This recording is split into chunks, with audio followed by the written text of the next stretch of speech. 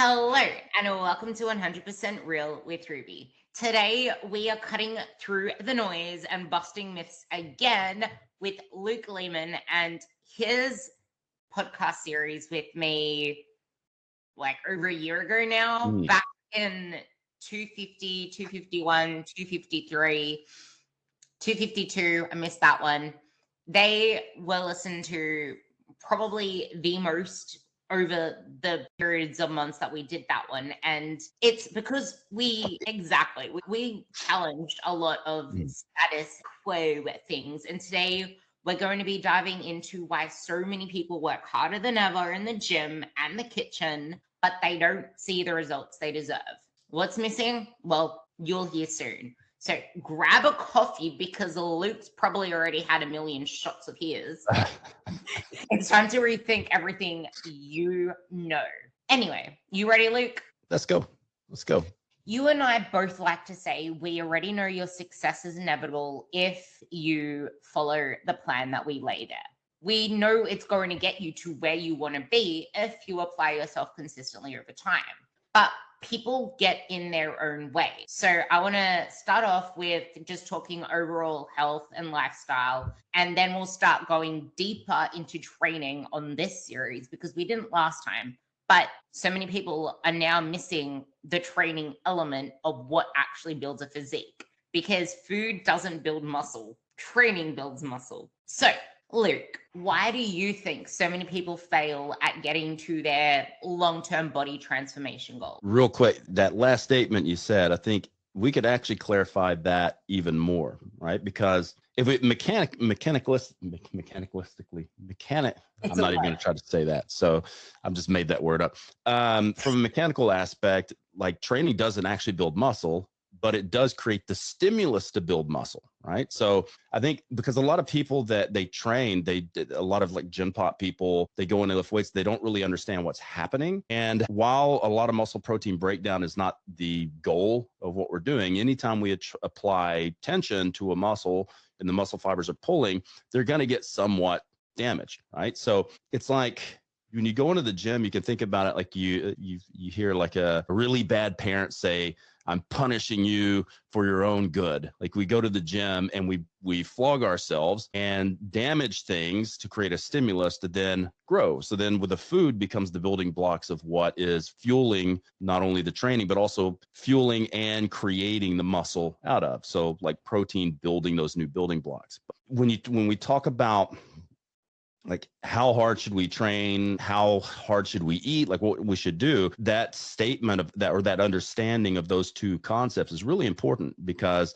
especially nowadays with social media where you have a lot of different opposing views, like everybody is saying different things or they may be saying the same thing, but they're saying it in completely opposite ways. So it creates a lot of confusion for people. Does that make sense? So it's like, you have, you look back 15 years ago, we thought, muscle protein breakdown was a big part of it. So you needed to damage the muscle. But we now know that's not the case. Like that's still like, if you remember the old like Brad Schoenfeld, when he put out the research and it looked at mechanical tension and it looked at, muscle damage, and then it looked at metabolic stress, or we could say like byproducts of your metabolism working. And that was the three things that scientists thought was how you build muscle, right? Breaking the muscle down, applying tension to the muscle to give it stimulus, and also all of the substrates and the stress that happen from doing all the work. And then now if you fast forward, we now know that muscle damage, while it's probably still a little bit important, it's not the main one. And the metabolic stress is still important, but it's not the main one. What scientists now think it is, it's just like tension is the big one.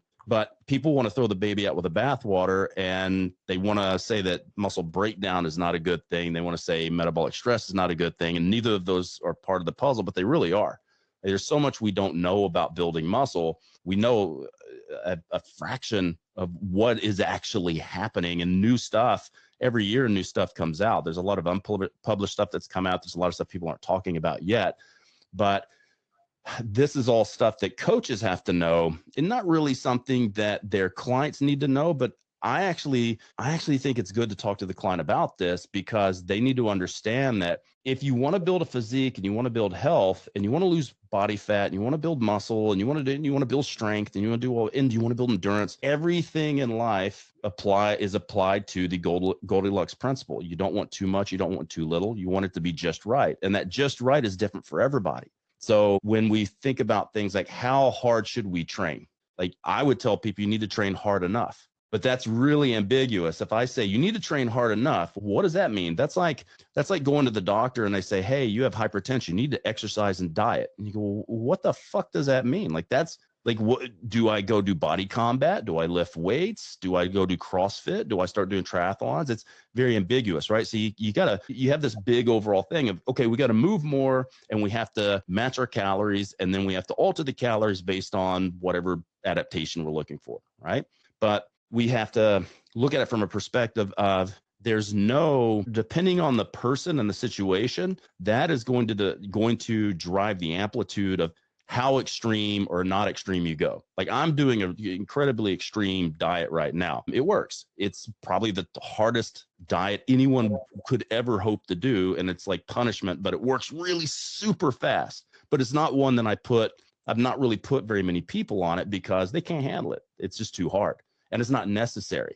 So I think a lot of people need to step back. Like when you're talking to your coach, step back and go, okay, what do I want to do? And the coach should be doing this too. Like, okay, what do you want to do? If somebody signs up with a coach for say 12 weeks, we need to have a discussion of what needs to happen in the 12 weeks. But that discussion also has to encompass what do you want to do in 24 weeks, 36 weeks, 48 weeks, a year and a half. Because what you do in that block of training is going to affect the next block of training and the next 4 blocks of training. It's all compounding interest, right? And I think if people would treat their exercise, lifestyle, nutrition, a lot of people go into this stuff looking at it like crypto trading, like they're buying a meme coin and trying to get rich. But what we need to do is think about investing in this like a long-term EFT or the S&P, something that's going to have compounding over time, and we have delayed gratification, right? So if people had that mindset, they would not go too extreme. They would go to their capacity at the right level and right amount for something that's sustainable for a long time. And I completely already forgot the question. I just started rambling. It's my second podcast today. So I'm like, well, that actually feeds right into it, because you kind of alluded to people need to be willing to do the day in, day out things over time for the level of results that they want. But most people aren't willing to do that. So then, like you said, everything we do impacts the next block. So fuck it up diet. Then what's the after of that? Too extreme has ripple effects. And then that is why people do not get to the place they want to be. Because then when they go to that other extreme and fuck things up, what do they want to do? They want to go back to restricting calories, and the whole cycle continues, where the end result is you're softer because you just lost muscle and gain more fat because you're in no man's land. And the thing is, we could have on this side, okay, we're going to do it really slowly, because maybe you do have a client that, they've been doing all the wrong things for 25 years and they're finally ready to get their shit together. And how it is. The first session you have with someone, you go, what are you willing to do? I'll do anything. No, you won't. You won't. I can tell you right now, you won't do anything. You won't do everything. Let's figure out what you will actually do consistently day to day to build some actual, right? We want to build momentum and not lose that. So if I put somebody on a massively extreme thing and go all the way to the other side, they might do that for 3 days and they're going to go, yeah, fuck this. I can't do this. I'm like, okay, so this might be the right entry point of going slow. This is way too fast, but this slowness also might be too slow for you. So we have to find somewhere between these 2 points where you can do it. You can be consistent. You can make this not a part of a diet or a training block. This is like what we're doing forever. So we need to find what are the things you could do right now forever and ever and ever, non-negotiable. And that creates the foundation. And then we go, okay, what's the next layer? Now that you kind of balls deep or ovaries deep into this, what's the next thing we can do? Right. And I think probably the best system to learn that is like Precision Nutrition. They're great at this. Like it's all about habits. And my talk, I don't like habits. I like turning habits into rituals. But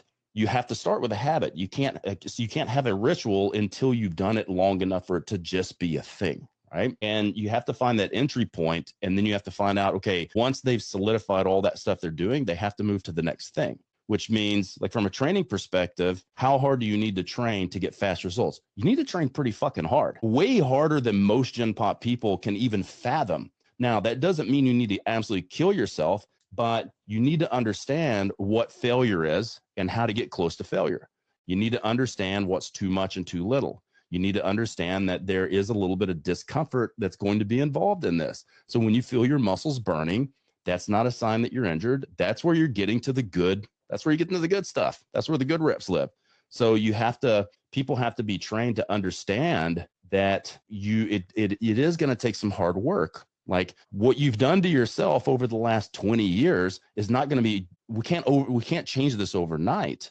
And you're living in this level of sedentary comfort and impulse desires and eating whatever the fuck you want and doing whatever the fuck you want. And now you're at this position where you don't like the way you look. You don't like the way you feel. You don't like the way other people look at you. You have aches and pains. You sleep like shit. It's like, you're going to have to learn how to unpack that slowly over time, but it is still going to take some work. You're not just going to be able to jump into this head first. It's like diving into a pool in the shallow area. Right? You're going to fucking bust your head on the bottom of the pool.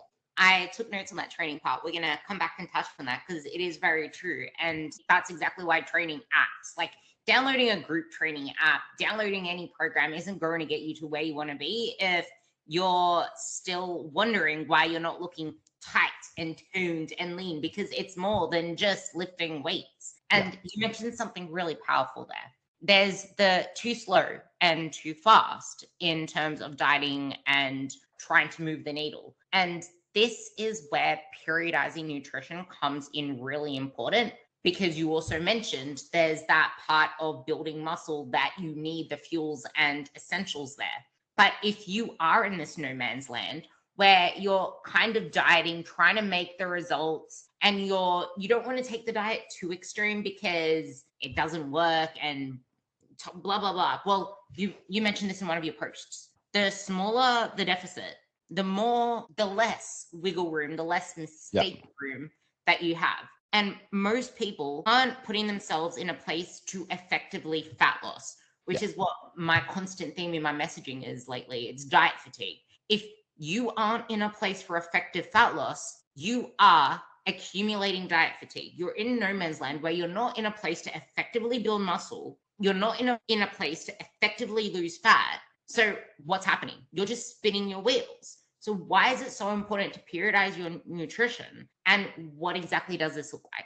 Yeah. So you look fast, slow. If we're talking about fat loss, we're talking mainly about larger or smaller deficits, because that's going to be the main catalyst for losing weight. And that's the thing people don't want to hear. You know, I started going to gyms in the 80s, like when I was just a kid. And it's been the same thing in the 80s and the 90s and the 2000s, that people don't want to diet. They would just rather exercise the weight off. And you have two viewpoints here. And I can argue both of them. And I'm going to tell you that they're both right. But it just depends on how you look at the situation. So if my TDEE is 3,200 calories a day, and that 3,200 calories is inclusive of my weight training. So we'll break down TDEE, right? You have your basic basal metabolic rate. So for me, it's about 1,900. And then you have about 20% added on for thermic effect and NEAT, non-exercise activity thermogenesis, right? Just kind of subconscious stuff that you do all day. And then if you look at that, that's only going to be, like, for a guy my size, around 2,200. If I don't exercise and my TDE is 2,200, I'm going to have to diet. If I pull, say, 500 calories out, I'm going to have to diet on 1,700. So, and you can lose weight like that. The only problem is, like you said, you're going to lose muscle. That's not a good way to lose muscle. How do we save muscle? You give muscle a reason to be around, which means you need to train a few days a week, at least minimal 2 to 3 days a week, if not 4 to 5. But that's also going to alter my TDEE. Because if you're training for, say, 3 or 4 hours a week, that's going to add another 15, 20% to your TDEE. So let's say I'm going to train 5 days a week. consistently for say an hour each of those sessions with weights. Now my TDEE is 3,200. I have to shift that deficit. I'm no longer in a 500 calorie deficit. If I'm still eating 1,700, I'm now in a 1,500 calorie deficit. So now that's going from like a small deficit to a massive deficit. But I'm doing the right things with the weights, but I'm just not feeding for it. So that's one side of it where it's like, all right, I have tried to feed for my TDE without exercise. Then I'm trying to use exercise to make a bigger deficit. But the problem is, the more I do things, the more I have to drag those calories back up. Now you can look at it from a different perspective too. And you can say, well, I'm going to eat at my TDE of 3,200 and I'm going to use the workouts to create my deficit. But see, that's not right either, because that 3,200 is inclusive of also the training. So if you're going to train your TDEs 3,200, that's your baseline. Now we have to pull calories from that. Now, in the first scenario where it's like, I'm going to eat a certain amount of calories, I'm going to train, we could possibly say you are using exercise to create the deficit because you've set your nutrition, and then you've trained on top of that. Now, the other way is opposite. I'm going to use exercise, or I'm going to use nutrition to be my deficit. So I've kind of set my nutrition and pulled back into a deficit, and I'm going to add the training. So in both of those situations, it's the same thing, right? So if I were to eat, let's say the TDE is 3,200, and I go, I'm going to train for 3,200 a week, and then I'm going to pull 500 calories out. You can look at that and go, well, you're getting that deficit through your nutrition. Okay. But I could also say, well, I'm going to eat 2,700 calories, but I'm going to do enough work for it to be 3,200. So in that situation, it looks the opposite. I'm actually using exercise to create the deficit. But if you think about it and you look at the math, they're both right. Right? Does that make sense? When you're programming, what I recommend people do is look at it from a perspective of what you're doing. If you are going to diet, I always tell people, for at least Gen Pop, you're better off doing less work and just eating a little bit less. And the reason is because it's easier to manage from time management. You won't make excuses of missing training sessions. And that's especially important if you're seeing somebody in person. So anytime you're doing fat loss, did I lose you? I got you, but not your face. Oh, there it is. You're back. So it's like, if you're focused on fat loss, set your diet and then train enough. Train enough to hold on to muscle tissue. Train enough to get the adaptations you're looking for. If you're trying to gain weight, we have a whole different conversation, because at this point, we need to feed up, not feed down. So in that situation, I would write out my training program and I would match the nutrition. So fat loss, match your training to nutrition. For weight gain, match your nutrition with your training. It realistically, semantically is the same thing, but it's a different way of looking at it. And what a lot of people will do is they'll try to write a training program for fat loss that has too much shit, and then they diet too hard on it. Whereas what they need to be doing is just doing enough to get where they need to go and letting diet do its work. And now, if it was another coach, like people that I train, or if I'm talking about an athlete, we've got a different conversation, because we've got some different things we have to take care of, because a coach is wanting to get a lot stronger, like a lot stronger than what most Gen Pop want to do. They have performance things they're doing with athletes, have performance things. So we have a different conversation. But I think a lot of people need to look at the programming aspect of this and the application on the client side from what is the easiest thing for the client to do. What is the easiest? And the easiest thing would be a little bit less work, but also a little bit less calories, instead of trying to feed up and train up, right? Because it's really easy for coaches, and I fell prey to this for a long time, because I love to train. I don't mind like eating shit tons and this working like a madman. But the reality of most Gen Pop is they just don't have the time, and they don't have the reserves to do a lot of this stuff. So we have to find strategies that work well for them. Yeah, and this is where women also, because you were mentioning like these really high numbers with calories, this is where women need to be a lot more particular with using fat loss phases strategically, because we don't have the same calories as you and a lot of guys. And so many women that I work with, and I'm sure you as well, they are sedentary AF. And this is the thing, you said it yourself, let dieting do its work. Only it hardly does, because it's become the default, the go-to. Like, people don't know where to look outside of the scale going down or feeling smaller in their clothes as like a dangling carrot as their motivation. And fat loss is easy in that sense, because we see the results faster. Like, we can see ourselves leaning out and it's like, oh my God, I'm building muscle. I can see it popping. It's like, no. You're just leaning out and you're seeing the muscle that's underneath. Yeah. You keep recycling this. Oh my God.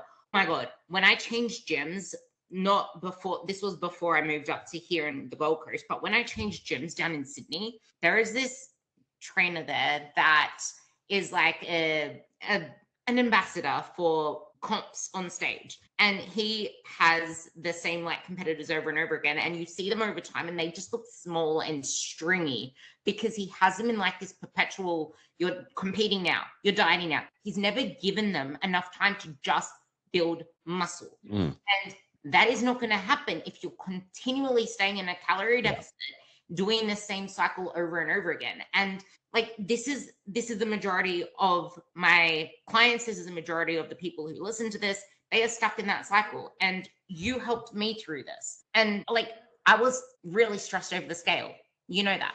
I was stressed over this stuff. And it's normal to feel that way, but I would not have been like, I would not be where I am now if I still only use the scale or dieting as my metric of progress or motivation or success. We focused on the performance element. Like, you got me excited about my training. I feel like this is the part that is missing from long-term transformation. We need to get people excited about things outside of just the scale or feeling smaller. What do you have to say about this one? Because there's a fear of eating more. There's a fear of your pants. I want you to talk. Because that's the thing. Like, everybody, when you look at Gym Pop, and you know my gym, it's the most Gym Pop of Gym Pop. Like, their single goal is they want to lose weight. And you try to talk to them about, well, how about we also try to get stronger, and let's try to do these other, let's try a 5K and see what you do on that. And there should always be other goals, not just the physique goal, because the physique goal, depending on the situation, some people could get their physique goal really quickly. Some people, it's going to be a struggle.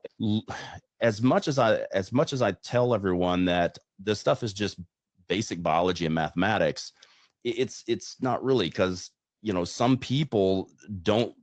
If we have a bell curve, like 70% of people are inside that, but what if you're outside the bell curve? So there's a 15% over here where some of the rules don't actually apply, and there's 15% on the other side where the rules are also different. So if you took, say, 100 people and gave them all the same program, and then had the diet written similarly but tailored to them, 70 people are going to get really excellent results from that program, but there's going to be 15 on one side and 15 at the other that actually need to have some different tweaks. And you have 15 on one side that actually may be faster than everybody else in their goals. You have 15 that are going to be a lot slower, and it's going to be struggling for them. And this is just down to things like genetics and epigenetics and compliance and things like that. So when you ask the question about like periodizing your nutrition, this is definitely this is a global woman talk, because women are different than men. They're different in the way they view food and socially and that type of thing. So it can be far more difficult for not all women, but the vast majority of women to get the same success as a man, because men we have it pretty easy biologically, as long as we don't treat our bodies like trash, as that we have higher muscle mass, we have higher metabolic rates. We have typically, most guys, unless they're really big, we have lower levels of body fat. So it's a little bit easier for us when you're a man and you can diet on 1,000 calories more than a woman. It's a little bit easier. But if you're a little tiny woman, I have some clients that are 52 kilos, and they want to lose body fat. It's like they may have to eat 1,000 calories or less because they just don't have enough size on them. And so a lot of cases you have to try to talk them into, well, we probably should actually just feed up first, but that's really difficult if they have a high body fat percentage and they don't want to feed up, because like you said, they don't want their clothes to get tighter. And that's a big hurdle to get over with people, is that, look, we could diet now, but it's going to make things longer. It's going to suck more. You're going to have to diet harder. And then you're not going to like what you see at the end of it, because you don't have enough muscle. So we have to figure out how to feed up a little bit and then go back down. And what people don't understand is a lot of times you start feeding up and they don't gain weight. You just keep giving them another 125 calories a week. Next thing you know, you've given them 750 extra calories, and then their weight goes up. And I'm like, okay, great. You were eating 1,200 calories. Now you're eating 1,950. Now your weight's going up consistently. Now we can start pulling calories back down. But there is a bottom. You can't continue to pull calories and think that you're going to have success. I actually have a few clients I've had to do that with in the last month, where they were eating 500 calories under what I had them. I had ex AFL pro Australian football. What do you guys call it? AFL, Australian Football League, right? So she's used to be a pro athlete, and she feels fine on 1,200 calories, but she's like 76, 77 kilos, really tall. And I'm like, look, your performance we're working on Olympic weightlifting. We're working on all this performance stuff. And like, you're kind of spinning your wheels. Like, you're not getting stronger. You're not getting better, because I just noticed that you're consistently eating 1,200 calories. So if we really want to move forward, you want to get leaner, and you also want your performance to go up, we need to find out where the top of the threshold is. So I've just been adding 125 calories every 4 or 5 days. As long as her weight doesn't go up, we just keep adding. I've added back now 750, 800 calories, and her weight just now this week went up like 200 grams. So like, a lot of women think that if they add a little bit more calories, they're gonna blow out. Like, they're gonna wake up one day and be like, oh my God, that was 100 calories too much. Look at all this body fat. It's not gonna happen. Like, fat gain is really slow. Fat loss is really fast, right? All anabolic processes are slow. If you put on 5 kilos of body fat, you can't do that overnight. So it's like, if we feed you up and that cranks your metabolism back up and allows you to start building some muscle and getting stronger, you start sleeping better, you start performing better, your NEAT goes up, your thermic effect goes up. This is all good things. And we could keep cranking this up until we see your weight start to trend up a number of days. And now we know that we've exceeded your maintenance, but at least now we also have a benchmark and a platform which we can start jumping off of now. It's like, you've been feeding yourself 1,200 calories for 8 months. Like, no. And now you're eating 1,900, 2,000 calories, and now your weight's finally going up. Now we know that 1,200 calories, it definitely is not your maintenance, like 1,900, 2,000 is. And now we can actually pull it down to 1,750 and see what happens. I love this. And wait. I like that, because you said she got leaner when she was eating more. You said, if you want to get leaner, you got to eat more. Like, wait. What? She wasn't getting leaner on less calories. How is she going to get? Hold up. This is the part that I want you to talk about, because that's what you told me. I didn't say she got leaner. She didn't get leaner yet. Now, well, you could say because of, people need to understand. Let's clarify what lean tissue is, because lean tissue and lean mass is not muscle. It's some muscle, it's water, it's sodium, it's stored energy like glycogen.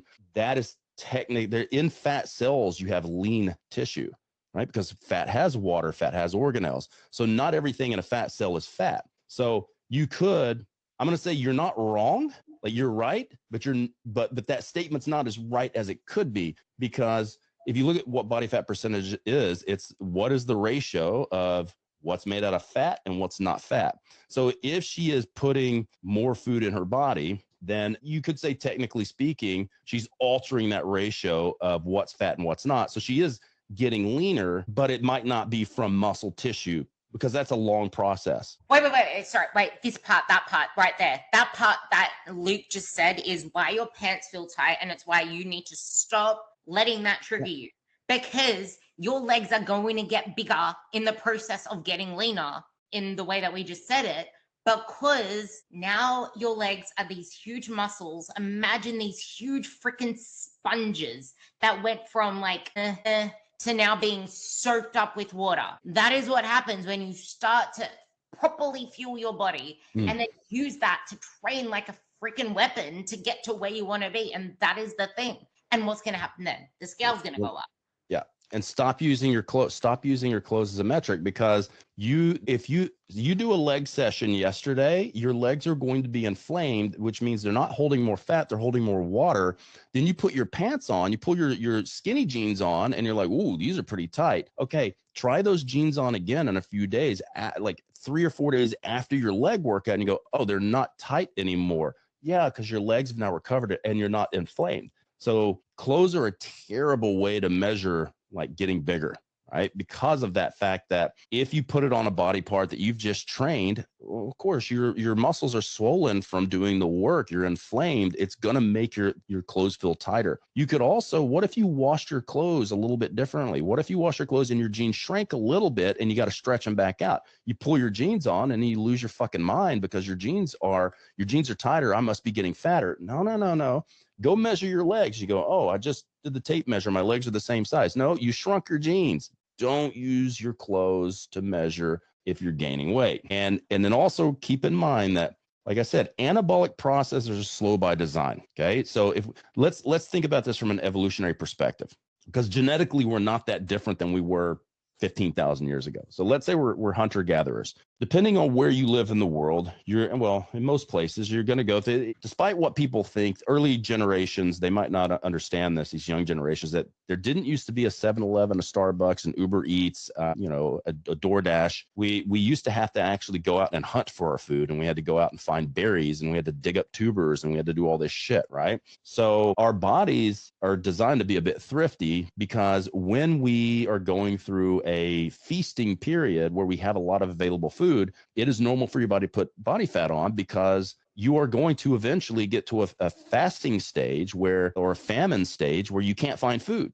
So having excess body fat is an evolutionary benefit if you can't find food. Right? So that being said, in the first world now, we don't have to worry about that. It can be feasting all the time, and we don't go through these periods of famine. So that is part of the problem, is that we're genetically designed to eat at a steady level or go through periods of having food abundance and food restrictions. Right. And then now we have to think about that. It creates a big problem, because if your body is like, really loves to put on body fat when there's a lot of food available, and you never go through a fasting or famine type of situation, you're just going to continuously put body fat on. Now, if we think, let's just say you were in Europe, okay? Part of the year in Europe, there's snow everywhere. It's cold. It's going to be difficult to find food. In the summertime, you have food. Food is everywhere. So during the winter, it would be normal to be catabolic and chew away at that fat that you've put on over the summer, and also to lose some muscle during that time. Because how do we lower metabolism? Eat some of that expensive muscle tissue away, right? So then during the summer, when you have food abundance, your body puts that muscle back on and starts putting that fat back on. This is the normal ebb and flow of how humans are designed, that we're now in a different environment. That being said, like, when you try to put muscle on, it is a very slow process unless you throw drugs in the mix. And even then, drugs aren't magic. They only they help things, but they don't override everything, right? But women need to understand that you're not going to wake up tomorrow and think that you took your upper body workout too far or your lower body workout too far, and you're going to get big and bulky and all this. If you break your diet and you have a piece of cake and you wake up the next day and you're 200 grams heavier, you didn't gain fat. You ate a piece of cake. You got sodium, you got carbs, you got some water, maybe you haven't pooed in a little bit. So not every time the weight goes up or down, that's not always attributed to weight gain or weight loss, or fat gain or fat loss. Right. And if you are dieting, one of the biggest roadblocks I see is that training increases inflammation. That inflammation is going to make you hold water. Poor sleep is going to cause inflammation. It's going to make you hold water. Maybe you ate more sodium yesterday. Maybe you had more carbohydrates. Maybe you had more vegetables. Maybe you had more water, whatever, right? It's hard to tell. Maybe you were more stressed out yesterday. So if you wake up and you go, wow, my weight has gone up like 600 grams, don't have a meltdown. Because if you think about what happened yesterday, you probably can find a logical solution of, that's right, I ate a little closer to bedtime than I normally do. Or, oh shit, I haven't pooed in 2 days, right? So we have to get better at being more constructive and not looking at the scale and seeing the measurement of Earth's gravitational pull on your body and then having a fucking meltdown, because realistically, your weight's going to go up and down. And just like your pants are going to get snugger and looser over time, depending on how you wash them.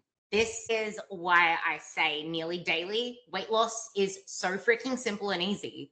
Building muscle is the hardest, most impossible thing these days. It's almost like a fantasy, because people are more impatient than ever, and everyone is shredding for summer, or they get scared and then they cut their calories. And you said there too that in those winter periods, you probably will lose muscle as well. And that's the thing. Muscle is so Well- expensive to even keep it. Yeah. You need to be more scared of losing muscle than you are of getting bulky. And Yeah. I know you agree with me on this one too. 100%.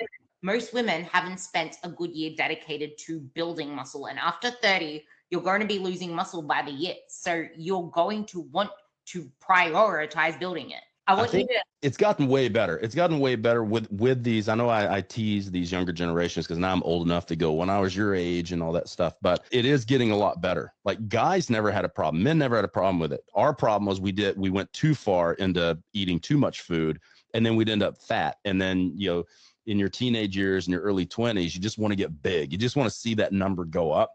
So you just eat whatever the fuck you want. And then you realize you look like a melted candle and you're bigger, but you don't look any better.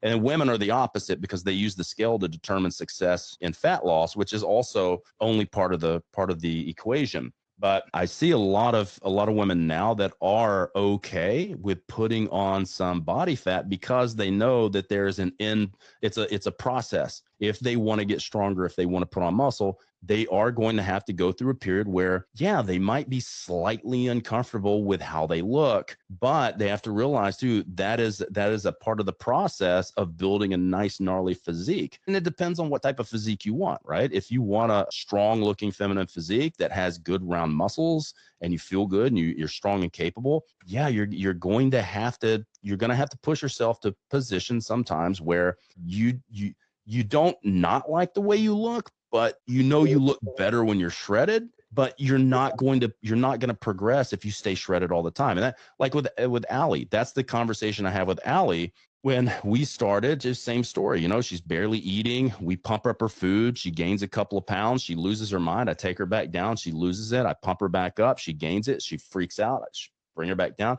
And it took a year and a half, 2 years of pushing calories up and then bringing them back down and proving to her that she could lose it overnight, bring it back up, taking it back down. And then we just started pushing it higher and higher every time we went up, and we would bring it down higher and higher as well. So she might have started at like 1100 when she came to me. I put her on 1800. She has a meltdown. I take her back down to 1100, take her back to 1800. I take her back down to 1200, take her up to 1900, bring her down to 1300. So just over a period of time, taking that range from here of a low and high and just shifting the range, because as long as I took the food down, she was happy, but she kind of didn't notice I was bringing it down, but keeping it 100 calories higher every time I moved it up and down. Isn't it insane that she gets happy over less food? And this is the point, like that this is still the majority of the people that I speak to and the people that talk to me, they're still in this fear mindset because they're in their 30s, their 40s, their 50s. They're not the 20s. And like, just imagine where Allie would have been. She said this on the podcast that we had recently as well, where she could have been if she didn't waste all of those years doing that up and down bullshit with you. She said that. Yeah. And luckily I didn't have to do that. You somehow, I don't know what it was, but I was focused on performance and engaged that drive outside of just the scale weight. And you told me to stop focusing on the dumb shit. So I started focusing on the shit that made me feel good. And this is what women need to know. And you said there as well that just because you're eating more doesn't mean you're going to build muscle. We'll touch on the training element with that before, but you also said putting on some body fat. To most women, that's the biggest failure there is because of the past fears of struggling with their physique before. And that was me because I used to struggle. And then I came to you on 1600 calories. And I'm like, but I can't get the scale to go down on this. My carbs are already too high. I was on 160. I don't think I've ever been below 300. I'm like, I'm eating too many carbs already. Like, I don't think I've ever been below 300 in the last God knows how long. Like, to me, anything below 300 grams is too low. But I think a lot for you is like getting ready for a powerlifting meet, like getting ready for what was it we were getting ready for? Pro Raw or Big Dogs? Pro Raw, yeah. And I'm like, bro, if you want a PR, like you're already at an elite level. You are the elite of the elite here. If you want to get stronger, you're not going to do it at the weight you're at. We're going to have to push it up to 60 something kilos and then we'll bring it back down. And you were losing your mind. But as we pushed it up, you started getting stronger and they're like, oh, this is actually working. I'm like, look, we can always bring it back down. Like, it's okay. So but like, that was scary for me because I always struggled to get the weight to go down. So to me, it's like, but what if it doesn't work? I'm going to be so broken and you'll have to unbreak me. Well, I think a lot of it too, because this is coaches can be just as crazy as their own clients. So it's like, that's why a lot of coaches have coaches, because sometimes they think, well, I know what works for me and I know what doesn't work and nothing's working right now. And I don't know. And then you pay somebody to come over and go, okay, just do what the fuck I say. Don't change anything. Just do what I say. Don't worry about if it's going to work or not. Do what I say. And they do it and then it works. And like, holy shit. I'm like, look, you probably internally knew what to do. You just needed somebody like me to be mean to you and call you bad names and make you do it, because you needed somebody to put on that suit of armor and stand in front of you so that fear couldn't hit you in the face. Yeah, and I knew exactly what to do. And I spoke about this recently, actually. I was like, I knew what to do. I knew all the things, but I didn't want to hear it. I didn't want to trust it because I didn't trust that my body could do the things. And there was, exactly like Luke said, I went over the 60 kilo mark, which meant I gained like 5-6 kilos. And no, it wasn't all muscle. I gained some body fat, but everyone listening to this podcast knows what I look like. I am now leaner than I was when I started with Luke. Yeah. And I'm the same body weight that I was when I started with Luke, except I look completely different. I think I look leaner now than when I started with you. Like that's saying something. And this would not have happened if I didn't push it there before. And now I'm leaner than I was when I started with Luke. And this was 2018. I started with him. And I don't think I've ever been below, I don't remember the last time I've been below 2,000 calories in that whole period of time. This is what happens when you learn to trust nutritional periodization. Yeah. I think that's really important. But I really want you to actually drive home that close thing again, because this part comes. Like, one thing, you know the clients I have. I mean, I was your coach, Dave Shuttler. Do you think Dave Shuttler knows what he's doing? If you look at the work Dave does, he doesn't. And I was at his house for a couple of months ago, and I told him, I was like, you know what to do. And he was like, I know. I'm like, you just need somebody to make you do it. And that is Allie could do her own thing, but like the level of clientele I have, all of them could do it and they could write the program.